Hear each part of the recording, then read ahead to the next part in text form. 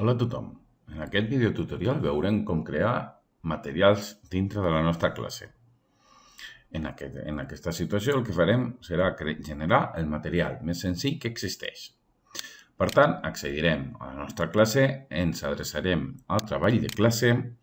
Fixeu-vos que tenim aquí la teoria i les pràctiques, que són els temes que hem generat anteriorment, i seleccionarem l'opció de crear.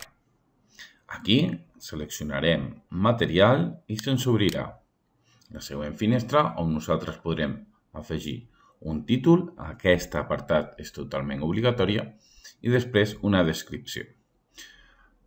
En la secció dreta podrem escollir a quina classe o conjunt de classes i en assigna A podrem escollir si volem que vagi adreçat a tots els alumnes o si tinguéssim un llistat d'alumnes més gran, podríem dir que només vagi a un conjunt d'alumnes. Això va molt bé per tasques que són dirigides només a un conjunt d'alumnes. Fixeu-vos que aquí apareix el tema i nosaltres, com en aquesta situació ja tenim teoria i pràctiques, ens donaria l'opció de crear un tema, si volem, però anem a posar-lo en teoria. Li posarem un títol, com pot ser exemple, material 1, i aquí aquest tipus de material doncs seria escriure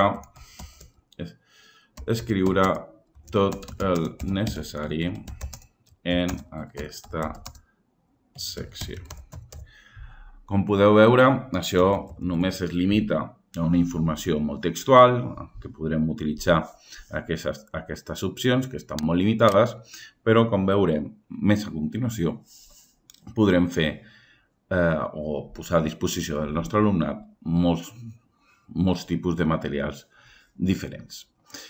Una vegada dit això, l'únic que hem de fer és seleccionar si ho publiquem, però existeixen més opcions en aquesta cantonada superior dreta, com pot ser publicar, que seria posar a disposició de l'alumne, programar, que selecciona quan volem, en quina data i hora aquest material quedarà disponible per al nostre alumnat, deixar com a esborrany o descartar l'esborrany. Si deixem com a esborrany, podrem continuar treballant amb aquest material fins que estigui acabat. Si descartem l'esborrany, s'eliminarà. En aquest cas, el publicarem directament i com podeu veure, exemple de material queda publicat.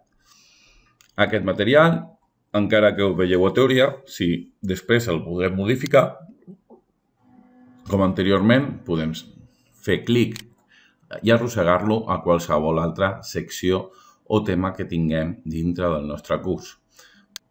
El torno a posar a dalt i també apareixen els 3 puntets. Per tant, podeu suprimir, copiar l'enllaç per si voleu enviar aquest material per correu electrònic i el podem editar.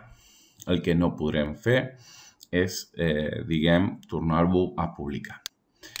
Aquí en el taulell, fixeu-vos que apareix en aquesta secció que, en aquest cas, jo, Guillermo Guerrero, com a professor, he publicat un nou material i que està a disposició de l'alumne.